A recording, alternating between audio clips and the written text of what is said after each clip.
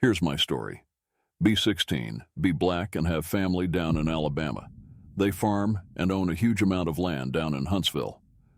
Uncle owns a big house and a bunch of trailers they put out in the woods for hunting or camping.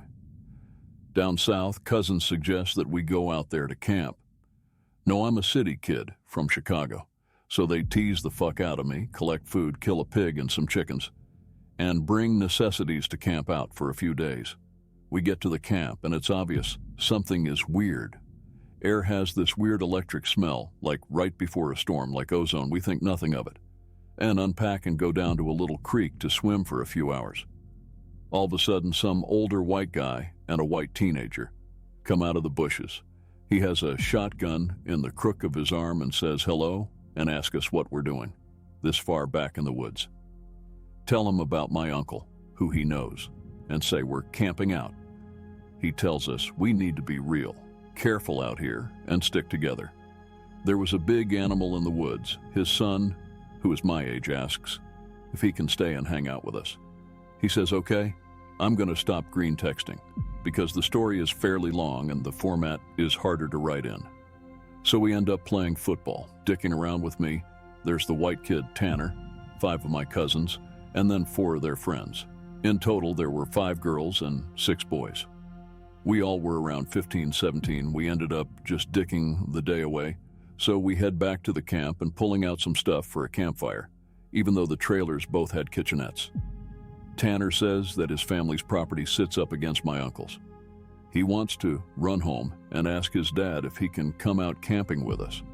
My cousin Rooster says he's going to go with him since it's going to get dark soon.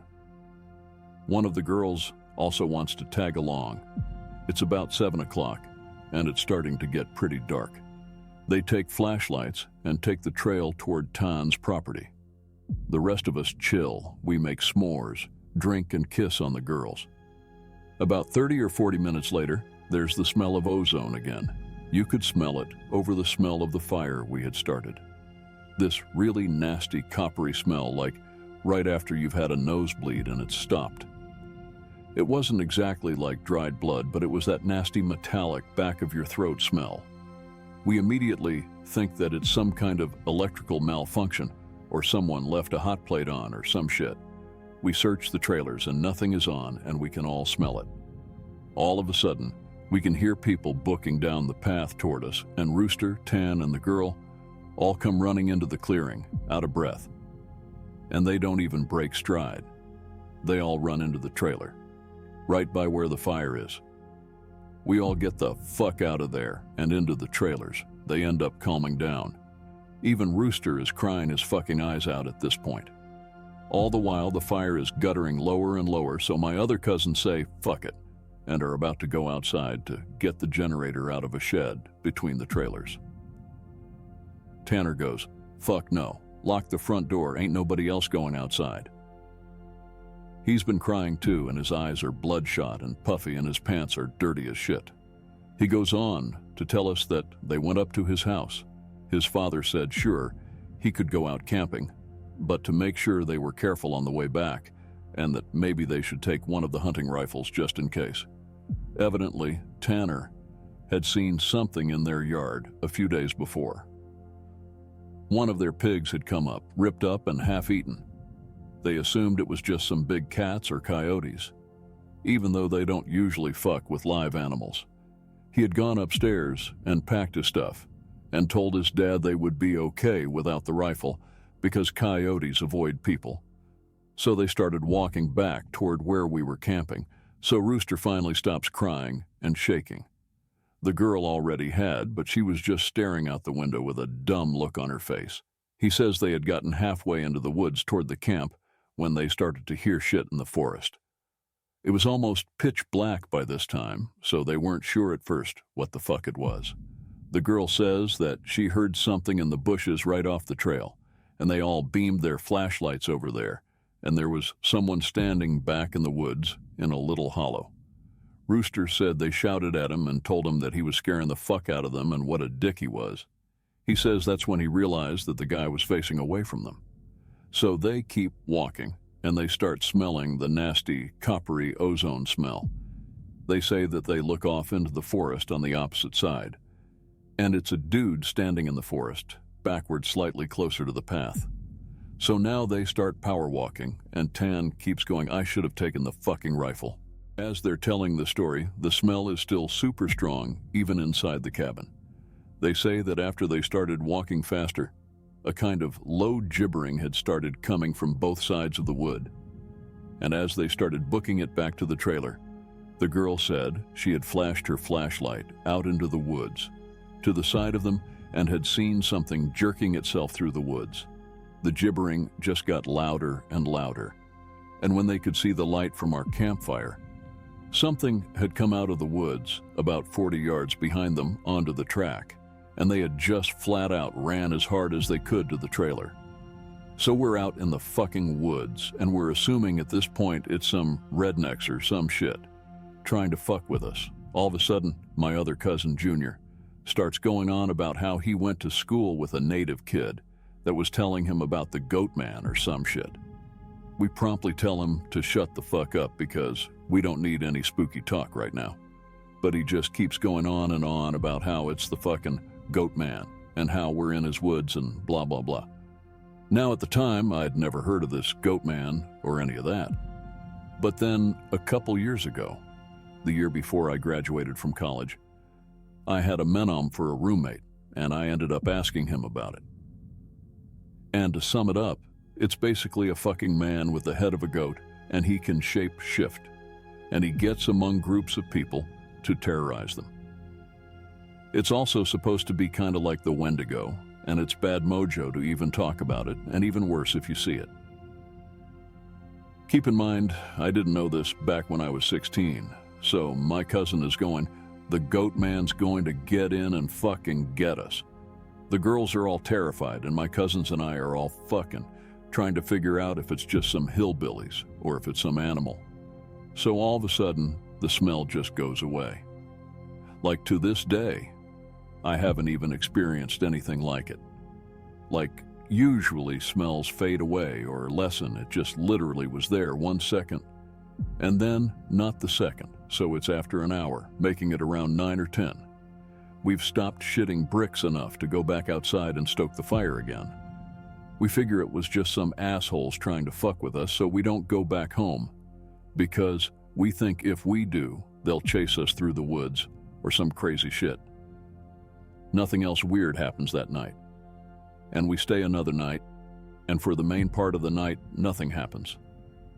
At about 1 in the morning, we're outside getting drunk and telling ghost stories, as someone is finishing some too spooky story. I don't remember what about. The smell comes back. It's so fucking strong that one of the girls literally starts vomiting. I stand up, and you can actually feel how clammy the air is. I say we should get inside, and this isn't right. We should have just fucking left. We all go back inside, and we're standing around. My cousin just keeps going on about how it's the Goatman, and my cousin Rooster tries to shut him the fuck up, and all the while I'm just feeling that something is wrong, and I can't figure out what the fuck it is. We end up sitting in there for a while. The smell is just as strong, and we're terrified, and all huddled in this camper. We end up cooking brats for everybody, because nobody wants to go outside. It's one of those packs with 4 brats. We have a total of 3 packs. I grill them up on the stove and give everybody a hot dog. I get mine. After a while, one of my cousins gets up and goes over to the pot to get another one. He starts grumbling about how I get 2 brats and everybody else only got 1. And I look at him like he's fucking stupid. I tell him that everybody only got 1 because there were only 12 brats. If he wants more, he should open up a new pack and cook some more. That's when the girl that had been out with Rooster and Tan just starts screaming, "Oh Jesus, oh Lord, get it out." She's crying and shivering. And then it dawns on the cousin standing up, what the fuck is wrong? Me and him both glance around the room, and then I feel my heart fucking sink. I run the fuck out of the cabin, and the girl runs out with us.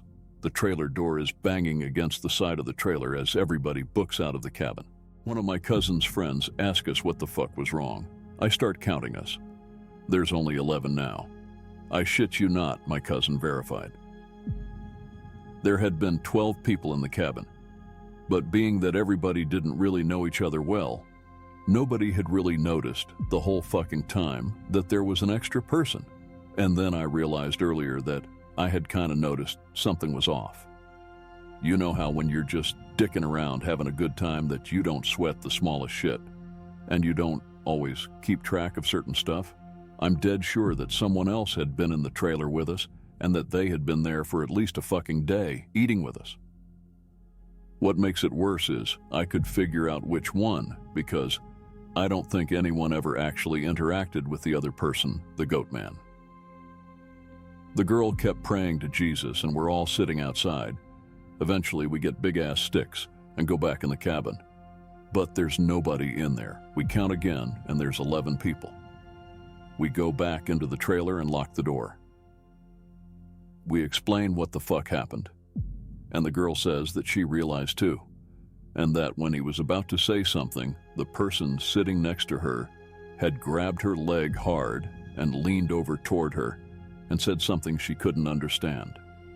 So we are pretty much scared as fuck as we huddle together, and I fall asleep. When I wake up, the sun is just coming up and half the people are asleep and the other half are packing our shit up.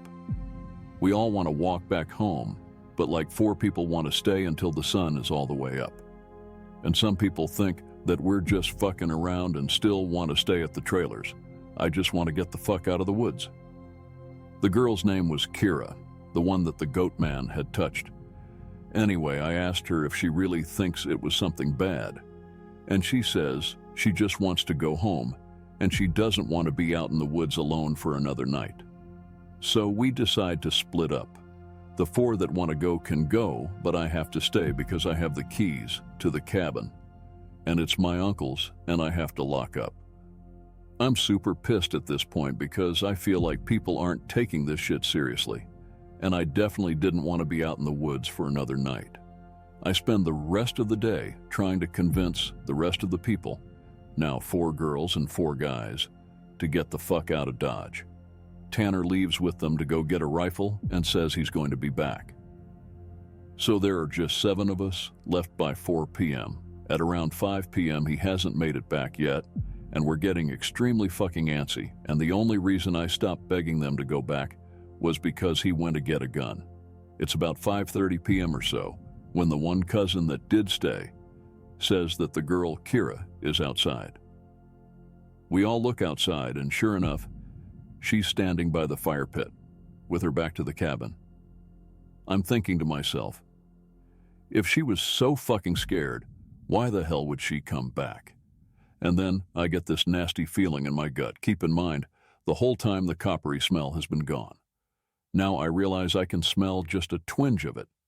I say this to the rest of them and everybody, and these are the people that wanted to stay in the fucking woods after we had the goddamn Goatman in our midst, is laughing at me and asking if I set this up to scare them. I'm looking at them like, I'm not fucking bullshitting you at all right now. I ask them why the fuck would I play like that. So one of the girls goes outside to get Kira. She gets halfway to her and stops cold. Kira starts heaving. I don't know how the fuck to describe it. Sort of like if someone with their back turned was laughing without actually making any sound. It was this fact that made me realize there was not a fucking sound in the whole woods. It was dead silent. This was like later in September, so it was still fairly hot at the time, but it was super chilly some days too. And you could usually hear big-ass geese honking, or some kind of birds or squirrels chit-chatting. So I step out the door and tell her to come back in the fucking trailers right goddamn now. She backs up into the trailer, and we lock the fucking door. We pull down all the shades except one and put a guy there in a chair to watch here. She stands there for another 20 minutes or so. The guy turns to say that she's still there, and there's a huge fucking bang on the door. We all jump the fuck up and scramble around the living room of the trailer. The banging is super fucking loud. So now my cousin is holding one of the girls, and the other 2 are kind of giggling with nervous laughter, and me and the other 2 guys are shitting bricks. Then we hear Tan. He's screaming, "Let me the fuck in. Stop fucking playing. So we go over to the door and open it, and he stumbles in with a rifle. There's nobody else outside. Evidently, he had walked up to the campsite. Nothing weird happened in the forest, but he had seen a girl. Mind you, he said it was not Kira standing there. When he had gotten to the edge of the clearing, she had turned toward him with the slack-jawed look and just stared him down, slowly tracking him as he walked around the outside of the clearing towards the camp. He said it wasn't till he was almost halfway to the trailer he had realized that she was getting closer to him. She had started off by the fire, and without him even seeing her move, she had been turning, inching closer. He said he just ran the rest of the way back to the cabin thinking it would open, and when he got to the door and it was locked, he turned and it was about half the distance to the door. He looks around the room and then gets super pale. He pulls me to the side and whispers in my ear, "You know there are only 7 of us in here, right?" I get that feeling where your stomach drops to your nuts. It had been back inside the trailer while we were sorting out who was going where, and then when we all went outside to talk earlier in the day. It has just slipped right back in. We looked out the window, and there is nobody out there. So we recount everyone, and then basically, I go over and ask everyone how many people were here earlier. And everybody says Tudor 8. I say, "Juan, well, how many are here now?" They all do the count and then realize there are only now 7 people in the cabin. So Tan had brought back a couple boxes of ammo and his rifle. And he had told his dad that there was some kind of animal in the forest, because he didn't think his dad would believe him if he said it was Goatman. He says that his cousin is supposed to be coming down in a few hours, and that in the morning we can all go back to his place, and his cousin will drive us home.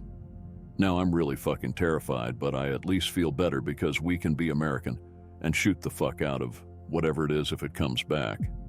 But then my cousin gets into this huge argument with one of the girls because she thinks that I'm trying to be funny and prank them, and that she's getting really scared, and that I'm not funny. He keeps telling her, "I'm not that kind of person," and she says, "Well, how do we know the girl wasn't just Tanner in a wig? Or if it's really the Goatman, how do we know that this is the real Tanner, and that Goatman just didn't kill Tanner in the woods and take his gun?" So we fucking get into a huge argument about this, where me and Tan are like, we could seriously be in danger, because at the very least someone has been sneaking themselves into our fucking trailer without us knowing and mingling with us. And at worst, something bad is in the forest fucking with us. One of the girls is crying and saying she wants to go right now, and we're trying to tell her we shouldn't because none of us are walking through the woods in the middle of the night. At this point, the sun is starting to go down, and it's getting a little cloudy out.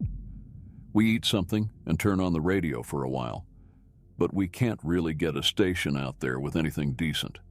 So we turn it off at about the time that Tan's cousin shows up. He was like 19, I think.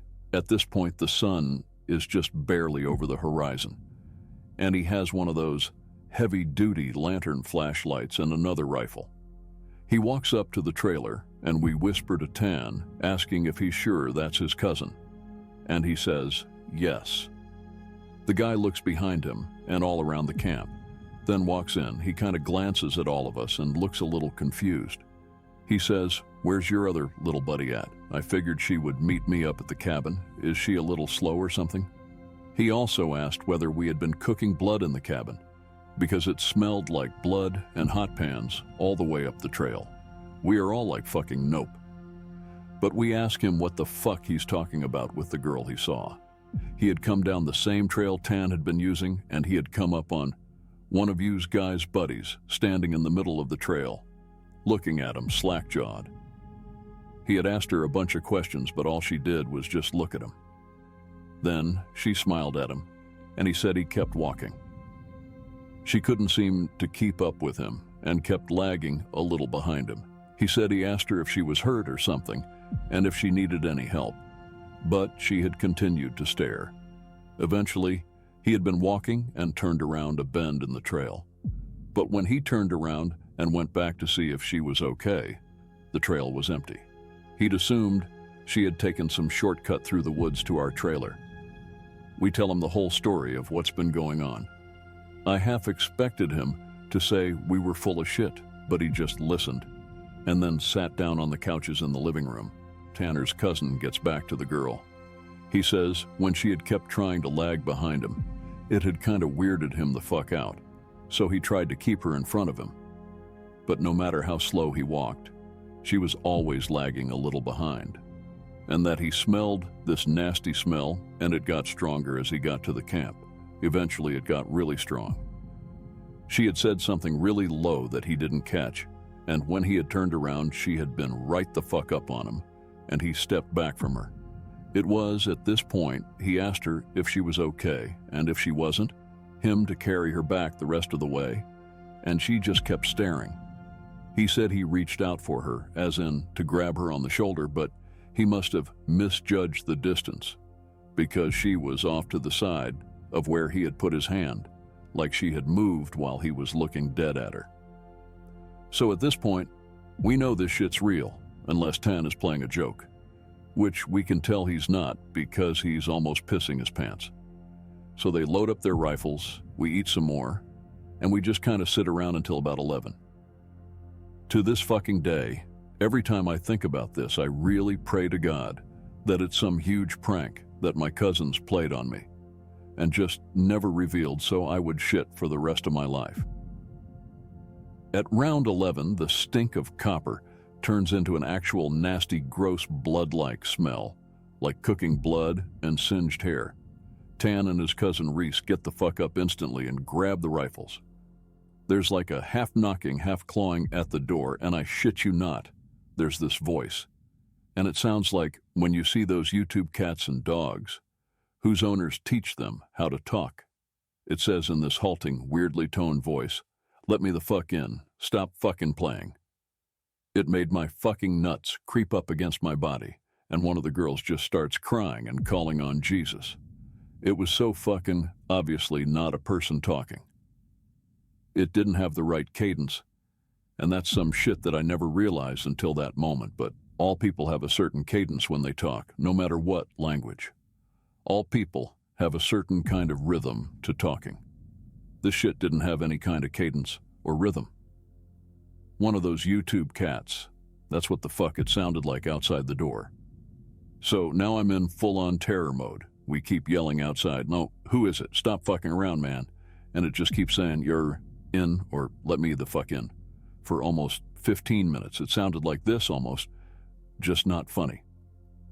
Sorry for being on a tangent, but if you can't imagine how this shit sounded, then you can't imagine how fucked up the whole situation was. So then the smell goes away for a while, and for the next hour or so, you can hear someone basically creeping around in the woods and shit. Every couple minutes, it'll come back into the door and say something. Finally, when the smell fades away, it's around 2 in the morning right now, Reese says, "Man, fuck this," and opens the door and walks outside with his rifle. He fires a shot into the air and says something to the effect of, "In the name of Jesus Christ, go away." He fires 2 more times, and then from the woods right up against the river across from the trailer, it sounds like something is slowly gibbering and hooting. Then it starts screaming, and it sounds almost like a woman and a cat in a bag screaming together. Like, I seriously have never heard any shit like that. And you can hear the brush over that way start to shake. Reese fires over into the tree line and then starts backing into the house. We lock the door, and we can hear this shit keening and screaming. Reese says something had come out of the bushes, super low to the ground and crawling toward the cabin. He had shot at it. Pretty much. That was how the rest of the night went. It was literally screaming constantly for the next 2 hours, and we could hear shit moving out into the tree line. But it never came back up to the cabin until everyone had finally fallen asleep. Tan had been sitting in the chair watching the door with his rifle. Nobody else heard or saw this, and he told me 2 days later, after the whole thing was over. He said he had been nodding off after the screaming and noises finally stopped, and he had been almost asleep when he saw someone come out of the bathroom and then lay down in the middle of the floor and go to sleep. He just assumed it was one of us and he had nodded off. Then he said he kind of realized something was wrong. And while pretending to be sleeping, he counted us. There were 9 people in the cabin. He basically didn't want to try to shoot at the fucking thing in the cabin and have it kill us all then and there, or have Reese wake up and start shooting and then we kill ourselves. So he just stayed awake all night pretending to be asleep. He said sometimes it would stand up and kind of do this weird jittery thing or heave like it was laughing. But then it would lay back down. The story closes pretty weak because, from my perspective, nothing happened. We woke up. And I noticed that Tan was a little jittery and that he was avoiding looking at all of us. But we ate some breakfast, packed up, and started walking to his house. He stayed last in the cabin and said he'd lock up and bring me my uncle's keys to just start walking and he'd catch up, which I didn't really want to fucking do. We got a little bit up the path, and when he came running up, basically, we just jogged back to his house. His cousin took us home. There was a window in the bathroom. Tan had gone back to lock up and looked in there. We were too stupid to lock a screenless window. The window was fucking up when he went in there. I'm guessing it had been doing that all along, waiting for us to fall asleep or slip up and then getting in among us. It walked with us all the goddamn way back to his house, and then he said it lagged to the back of the group and looked him dead in the eyes before walking into the woods.